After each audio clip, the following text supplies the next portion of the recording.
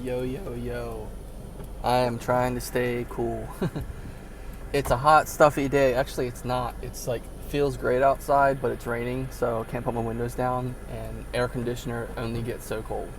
So, this is where we're at today. It's where we're at right now, as my daggone Coke is sweating in here, you can tell, you know. But, I shared a point with my friend last night when we were talking about things. I was trying to help her navigate a lot of BS and theological BS, and she was kind of falling into it a bit, and then like just from talking to her a bit, I think the Spirit bore witness of the truth to her, which I'm just really glad. I'm just glad either way she realized, like, oh snap, yeah, you're right. I'm not glad that she realized I was right. I'm glad that, you know, about me being right or anything. No, I'm just saying I'm glad that she realized the truth. So she has a friend. My friend's a member in the church, and she's grown up in the church. She's known the church her whole life. I would venture to say she hasn't like really gone in much theological study at all, really, as far as like, you know, doctrine and things like that, very deeply, just kind of surface level, you know, which is fine. Some people do, some people don't. Some people are like me, some people are not. That's okay. You know, some people like to go into that. Other people don't as much. So I gotta get some gas here, but I definitely want to get this video going. So give me just a second, and we're back. Oh man, crazy times. It's a humid, wiggly, wet world today. Over here, humid. Oh, well, there's my friend Allie. That's cool. Good to see her. Hold on. That was funny. Just saying hi to my friend. Anyway, let's see. So we were talking about so my friend, she was getting all kinds of like videos from one of her friends, this dude, and I'm sure he's a great guy, most likely Protestant evangelical Christian, and he's sending her all these videos about like, oh my gosh, the prophecies revealed, and it's these dudes, and they're like on a podcast, and they're like talking about the gold standards, and talking about the price of silver, and they're talking about this, and they're talking about that, and they're talking about all these different things, and it's all pretty much baseless. Like, you're going to be able to get some value out of it, but for just someone who's susceptible or vulnerable, it's dangerous, because you're getting all this stuff that's not true. You're getting all this confusing stuff, and it's just lame. And I want to be delicate about what I say about it. But it was honestly a load of rubbish. And I mean, like, at the same time, it's tricky because I'm not trying to be a hater. But here's the thing. Like, from being a Protestant before and now becoming a member in the church, and, you know, I used to live in that world where I would listen to that stuff all the time. You know, I'd listen to this prophet and that prophet and this apostle and all this kind of stuff. And it's great because they're trying to figure things out. They're trying to talk about Jesus. They're trying to do what they're supposed to do. They're all just trying to figure it out, you know? But at the end of the day, you can boil it all down to the fact that they are basically, and this is an interesting point, they are all Joseph Smith before the first vision. Before he prayed to know which church to join. It's them. They're not sure. They don't understand. Or they are. Or they think they have an idea. Or they're convinced. Or they're this. Or they're that.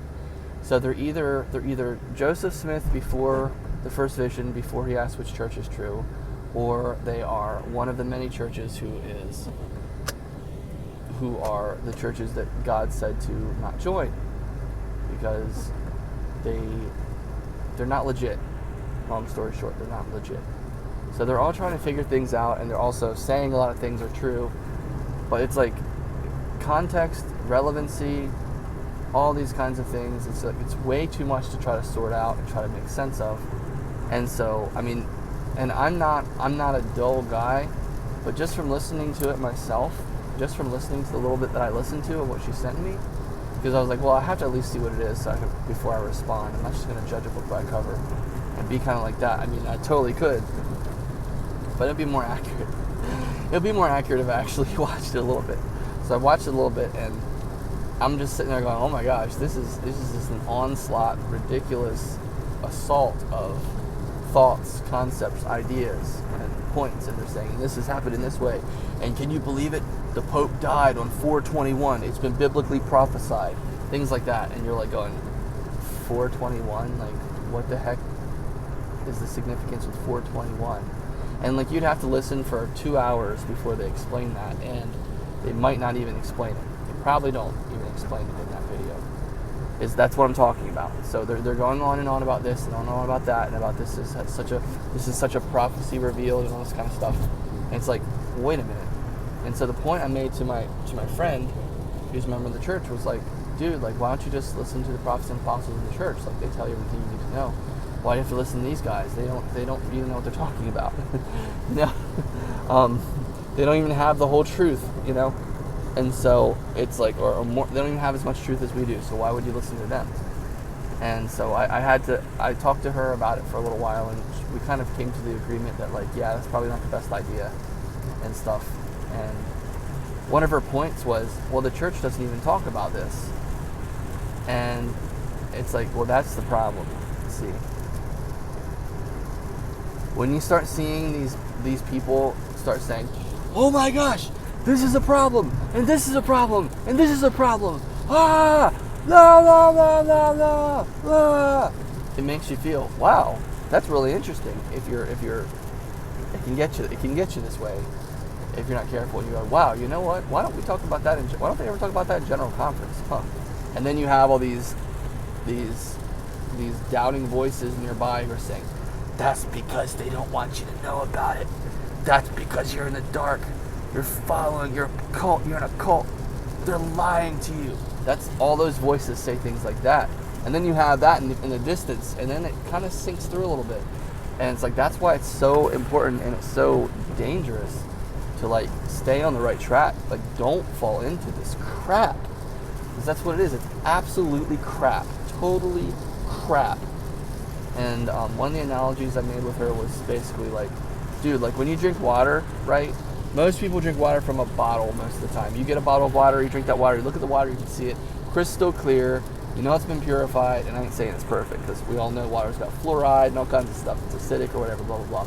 But the point is, you get a bottle of water, and it's freaking clear and clean, and it even has minerals for taste, you know, or a high pH, or great things like that, right? You drink it and you feel good. You're like, yes, I don't have to worry about anything when I drink this water, because this water is fine, you know? Well, that's the water of General Conference. Actually, it's perfect water. It's living water. That's the water of General Conference. That's the water of the prophet and apostles, right? Now, the water from all these other sources is like, you go outside, you go to a public park, you go to a spigot, you turn it on, you fill up your cup of water, and then you hold it up to the sun and you look at it, and it's like yellow or gray or cloudy. There's particles floating around, and you're going, what the heck even is this? This isn't even water. It's like, would you feel safe drinking that? No. The only way to drink that is to just go YOLO and drink it. Because in your right mind, you look at that water and go, dude, what the heck? I ain't putting that in me. That's like water from a third world country. And that's my point. So would you rather have truth, you know, truth from a third world country, that no offense to people, that dirty, unfiltered crap? It's got stuff in it. It's got who knows what's in there? Arsenic. It's got freaking, I don't know, chemicals and stuff, all this kind of stuff in there, right? Or would you rather have pure, clean water, right? Would you rather have living water, you know, from the prophet, from people who hold the Spirit, who have the Spirit, and who hold the priesthood, you know? Would you rather have it from them? That's our difference. And then the other analogy I used was, think about this, okay? when you take a bunch of kids bowling, like, say your son's having his birthday party and, it's at the bowling alley this year. He wanted to go to the bowling alley, so he's got his friends. And they're bowling, and they're 6 or 7, 8 years old, right? Let's say they're 6 or 7, 5, 6 or 7. You put the bumpers up, don't you? Right? Why wouldn't you? You put the bumpers up, right? Because everybody knows if you don't, all these kids are getting straight gutter balls every single time. And this analogy is from my friend Eric Loves Christ. I didn't even make that connection until now about bowling. But yeah, dude, I hope you like this analogy. I hope I'm interested to see what you have to say about it. We put the bumpers up, right? Because if you don't put the bumpers up, they're not going to have fun. And you can disagree with me. They're not going to have fun because they're just going to be getting straight gutter ball after gutter ball after gutter ball after gutter ball. It's going to get old, and they're going to be like, wow, bowling is hard. I don't even like bowling. I suck at bowling. And then they're going to quit. They're not going to have interest, and they're not going to have fun. Put the bumpers up, and they're going, hey, look, I got a strike. Or, hey, look, I got this, that. They're hitting pins. They're knocking pins down regardless. Okay? Now, take those two things, kids with bumpers up, kids with bumpers down, okay? That is the equivalent of listening to the prophets and apostles in the church, general authorities in the church, general conference, aka reliable sources. That's the difference between listening to reliable sources or taking the bumpers off and listening to who knows what. Everything under the sun. God is a lizard king named Althor. And did you actually know that reptilians have pink blood? And did you know that Alex Jones is actually Bill Hicks? And did you actually know that all this stuff, like, you know what I'm saying? Like, all of that stuff. That's the stuff that you get. So why make it difficult? Why make it hard, okay? Joseph Smith tried hard enough already. He did the work. He figured out which church was true. None of them. And then the true church was restored. Are we really going to take all of the effort that it took for the church to be restored, all the suffering and persecution of the saints, all the suffering and death of them traveling to Utah, are we going to really take everything it took for us to have the church on earth the way it is today and just be like, nah, man, I'm good. I need to listen to this Trinity broadcast. I need to listen to this Trinity podcast or Eagle Talon prophecy. You know, are we going to say, I'm good and we don't need any of that so we can just listen to whatever? Or are we going to be smart and say, no, actually, I need to listen to what's right. I don't want to waste my time. I don't want to spend my time consuming gobbledygook. I don't want to spend my time, like, consuming all this trash, right? I want what's right. I want what's true. And we have agency, so we can do whatever we want, you know? But there are things we should do and things we shouldn't do. And I guarantee you, if you're watching all these other different kinds of prophecy things and all kinds of, I don't know, let's just call it fringe Christianity or false doctrine, honestly. Because people, they don't know. They're trying their best, but they don't know. It's not the restored gospel. It's not from authoritative sources at all, you know? So, do we want that, or do we want what's right? Do we want what's good, you know? We can make our lives a lot easier. And if we're spending all this time consuming all that other stuff, I guarantee you, we're not doing Come Follow Me the way we're supposed to, which we absolutely should. I need to get back on that. I need to do a better job. I'm not doing that great with it. I need to do a better job and catch up. We're not on a Come Follow Me as much as we should be. We're not fulfilling our callings as much as we should be, right? There's probably so many other things that we're not doing as well as we should be, because we're all the way over here in left field trying to bowl at the age of 5 with no bumpers. The bumpers are there for a reason, okay? The bumpers help keep you in the right place. They help keep you on the straight and narrow. And you know, we all have that. We all have the ability to beep, turn the bumpers off, take them off, just let everything go the way it's going to go, or we can keep them on. They're there to help us, and that's the point. We're not meant to do this on our own. We're not smart enough to do this on our own. And honestly, if I had to spend the rest of my life where I was before I found the church, ignorance is bliss. You never know what you're missing. You never know what you don't have. But I can tell you what, I was there for a while, and I prayed and prayed and prayed. Homie, you just ran a stoplight, buddy. Like, what? I just prayed and prayed that I would get more, that God would show me more, that I would be shown more of the truth. And I got it, and that was the Church of Jesus Christ of Latter-day Saints. And I'm so thankful for that. So in other words, knowing what I know now, if the church was like to suddenly disappear and it was to be removed, and the priesthood was to be removed, and the prophets were to be removed, and everything like that, if the church was to not exist, and I had to continue living in Christianity where it's like, well, anything goes, you kind of figure out what you want, you believe what you want, and, potato, it doesn't really matter. Catholic, Orthodox, Evangelical, Methodist, non-denominational, Lutheran, it doesn't matter, and blah, blah, blah. It's all up to you. If you want to figure out what's going on, it's up to you to try to figure out what's going on. If I had to live my life like that, knowing what I know about the church now, I would rather die. I would rather die than to live like that. It's such a handicapped, disjointed, confused mess. And I say that with no ill intent towards the people who are in that, because the people who are in that, they don't know better. I say that with all respect. You guys don't know enough, or you don't know better, but you don't know enough to know that that's not the right place to be. That's not the right thing to do. You just don't know any better.